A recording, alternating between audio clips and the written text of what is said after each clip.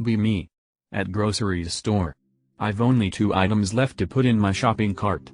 Suddenly I need to shit really bad. It's the 3rd times this week that I need to shit really bad all of a sudden. Might need to see a doctor. But where do I go? Have an idea. I can go to the back of the groceries store where there's an empty and discreet alleyway. I run to grab the 2 items and head to the register. Ask the cashier if she can look after my shopping cart because I need to make a very important business call. Sure. Slowly heading towards the exit, but I can't resist, and at 10 feet from the door I start running. I feel I can't resist one more second. As I run I unfasten my belt. 20 seconds that seemed an eternity. Finally arrive at the back of the store, but shit comes out of my ass while I was still running. I squat, leaning on the wall of the store, and I unleash all my feces. I have a tight asshole, so I make a lot of noises when I shit. This time is no exception. I take 3 full minutes of farts and trumpeting before I'm relieved. I don't even have anything to clean myself with. I don't care, I lift my pants and tie my belt. Go back to the groceries store. I enter. There's a strange atmosphere. No one is talking. No one. I'm starting to notice that everyone is looking at me. Maybe I smell like shit. Play it cool, pull out my phone and pretend to be on a call. Hello babe, are you already at home? Everybody is staring at me. I just need to pay for my stuff, please leave me alone. I head to the register where I left my shopping cart. Start laying the items on the register. Cashier is looking at me like I was a zombie. Everyone is still looking at me. Oh yes babe, I'm at the register, soon I will be home. Suddenly I feel tapped on my shoulder. I turn around. It's the manager of the store. Sir, did you just take a shit in the back of my store? Be me. Not autistic guys, I swear I'm not autistic. Searching for job for like a year. Minimum wage position at local Chuck E. Cheese cock-off. Nighttime security guard, 12-4. FNAF flashback. Decide it's fine, the animatronics actually look cute and not terrifying. Fail my interview. Get hired anyway. First night. I'm in a booth with like 10 small security cameras in front of me. Heavy-duty flashlight in case I need to go to the bathroom. Summer and no ventilation since I'm essentially in a closet, have to keep the door open because the fan is tiny and doesn't make a difference. Spend about 30 minutes watching the cameras. Well, I'm bored. Pull out my phone and browse 4ch for like 10 minutes before I hear a loud thump in the back of the restaurant. Look on cameras. The animatronics are missing.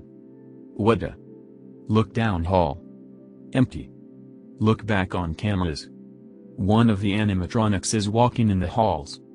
Sinking feeling in stomach, begin to freak out. Decide to run but remember the front exit is locked for the night. He's blocking the only exit. And he's getting closer.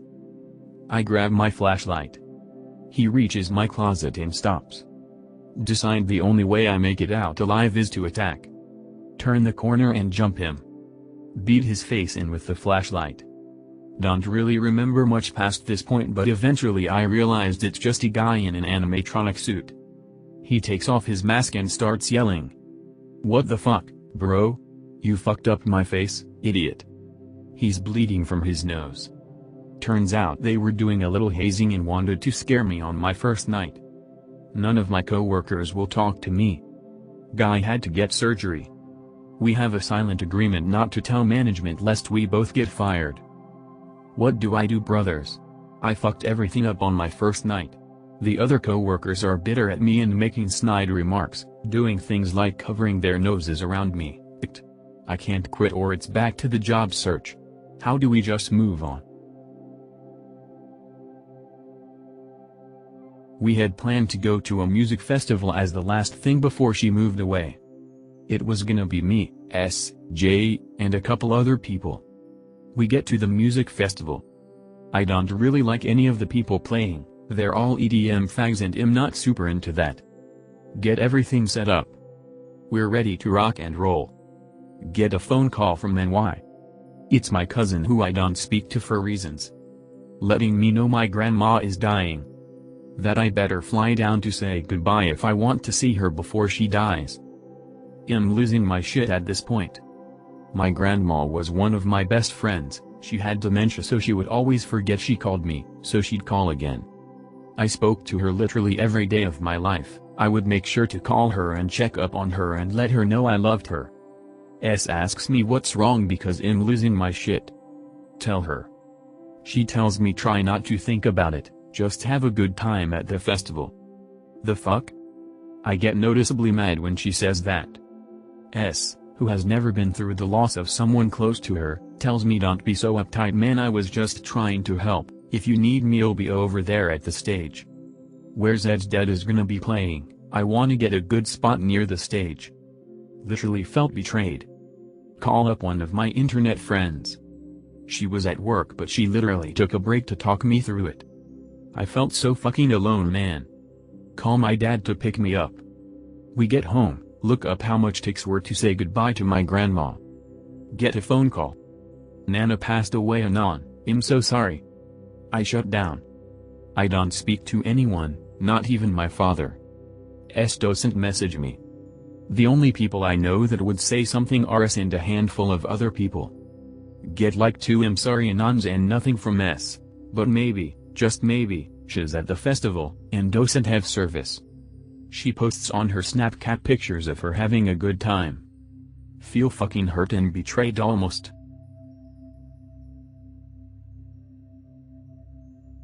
Ladies, please tell me what you think of this story. Be me, 20. Crush hard on a classmate. I don't have the balls to talk to her. Wait for 3 months until I develop the courage. Walk up to her right after lecture one day. Shitting bricks. Casual convo, we exchange numbers. Don't text her. Walk up to her 3 days later, she's sitting by a tree with a couple of her friends. Ask her to come with for a second, I'm planning to ask her out. As soon as I open my mouth, I feel a quiet fart incoming. Brap. I shit myself. Right then and there. She looks mortified. I take off my sweater, tie it around my waist and run. Feel warm shit trickling down my leg. Go to the restroom, take off pants. Shit my heart out, clean everything and go back home. Next few days go back as normal. We exchange cold glances in class every so often. I muster up the courage and text her. I'm sorry I shit my pants. She replies a couple hours later. It's okay, it happens. What? It happens? I reply. It happens, she responds. I text back almost immediately. Cool. Cool beans, she says. I haven't talked to her since. Did I fuck up? Was she really that into me to let it slide, or was she just being nice? Be me, lockdown complying fag. Friend asks to hang out for the 2 hours we're allowed to. 3 girls including a cutie I like are coming. Fag I don't know is coming. Get ready, put based man perfume on anticipating seeing cutie. Link up with my niggas. Fag turns out to be really fat. Even though his fat legs are wasting us time, I'm really nice to him and he's really into World War II, so we have some cool convos. We end up at a food court. Fat fag starts making really weird and unfunny jokes about Japanese war crimes directed at me. I have no idea what's going on, so I just let it fly. Ask QT if I can buy her dinner, she accepts because I'm her charming king in shining armor. Fag's weird jokes start up again, asking if I'm going to the Chinese restaurant. It finally hits me, he thinks I'm a Jap. Nigga I'm Mongolian. Get concerned. He finally stops being a cunt for no reason. Haha, you know it's just jokes anon. Makes another joke. Fat fag, why don't you spend that money on a gym, haha. Expect a cheeky retort. MF starts crying. Anon, that was really mean. Say sorry, QT says. WTF. Everyone is scolding me and calling me an asshole. QT buys the fat fuck food to cheer him up. Stay at the back of the group Rosa. Get home at 10 p.m. and stay up to 4 a.m. looking at the roof listening to sad music. Story comes out and fat fag says I bullied him. Fall into a deep and dark depression because everyone hates me. Gets messages saying I should kilometers. How do I stop feeling so fucking shitty? Here's the facts leading up to this moment. Be me. Have a crush in high school. She is not interested in me and ignores me for years. One night I meet her with her friends at pub. She gets very drunk. I take her home. We end up having sex. Actually, I don't have an erection, too nervous, but I manage to stick to tip of my flaccid penis inside her vulva. I take a photo of it and she finishes me off with a BJ. Next morning we wake up in the same bed both naked. She screams. I explained to her we had sex while she was drunk. She is so embarrassed and ashamed that she makes me promise I won't tell anybody. I agree, but at only one condition. She must spread the fake news that I have a horse cock. She must say that a friend of her had sex with me and told her so. She agrees. Skip to today. A friend of her has flirted with me for a while. She asked me out and I accepted. She hinted that we're gonna have sex. I know she is convinced that I have a horse cock. Actually, I have a micropenis. I fear she will be disgusted by my micropenis and will reject me and will tell everybody that I have the smallest cock she's ever seen. What now? I'm trapped, guys. I put myself in this situation and I don't know what to do. Any advice? Well brothers, I'm in a little bit of a situation, and I don't know really any way to deal with it other than to just write everything down just to get it out there. Shit's been eating me alive inside for a long while now, and I just need someone to talk to. Since I don't really have anyone anymore, it'll be you guys. This is gonna be a super long one, so only read if you're prepared. Let's start from the beginning. Be me. 1999 to 2017. 280 pounds 5 feet 11 inches, lonely fat fag. Went through my entire life with my only friends being my parents, and random interactions on CSGO were the only happy interactions I ever really had. 15 years old, mom dies, cancer. It was the most horrible thing I ever had to watch someone experience. Getting past all that, it's safe to say I was a colossal loser, obese, no friends, no GF, literally nothing going on for me. Remember praying that I wish I had a normal life, and had at least a few really good friends so I wouldn't end up a complete failure like Chris Chan. Even if it was just for a short time, just so I could experience it. Deep down I knew it wouldn't be like this forever though. Fast forward to end of 2017. My dad and I decide to leave the state we've been in all my life and hightail it to Florida. Fuck it. What do I have to lose, right? Staying in pretty bad living conditions for the first year or so, but whatever. Get a job at Spencer's. First job, they were the only ones that would hire me. Meet a couple of people there, but the one we're gonna focus on in particular is this girl named S. Calling her S for privacy reasons. She's about 19. White, red hair, freckles, looks like a girl you would see in one of those movies about Midwestern baseball games, if that makes any sense. Sucks anon, whatever you do will be the best path for you. The 2 weeks notice is a courtesy, not an obligation. There is no point in performing courtesies for shitheads, as they just expect you to bend over backwards for them and to be happy to receive a slap in the face in return. Be me, working on a farm. Owner's son is the field manager and has been a huge faggot and general pain in everybody's ass for reasons you can probably guess, the stereotypical boss's son, daddy's boy. Busy season starts up.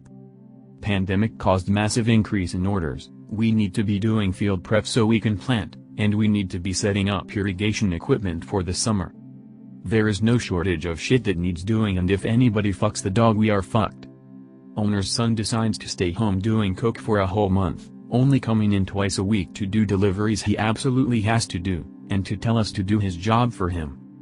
Basically a month of regularly not stopping for lunch, our quitting time being anything from 5 o'clock to midnight, having to come in Saturday to load pickup orders, and working Sundays. One guy who had been regularly battling with daddy's boy puts in his 2 weeks and fucks off at the end of them. They give everybody a $2 raise because they know they're bleeding. I give my 2 weeks after I pick up my new check with the raise, and thus have proof of the raise. TFW, the owner looks like I just stabbed him the heart. Owner's son spends the rest of the week refusing to talk to me, like he's a pissed off girlfriend or something. Don't come back for the second week, which was also when the only other field hand went on paternal leave. TFW hearing about daddy's boy's epic meltdown over me refusing to be treated like shit for another week. TFW he chumped out at one of the other employees, prompting him to quit too. TFW having a beer with the guy on paternal leave and finding out he found another job on leave and just wasn't coming back from leave. Fuck boomers and their entitlement. Be me, pretty much reserved, going through some major shit, keeping it to myself because talking about problems equals looking for attention.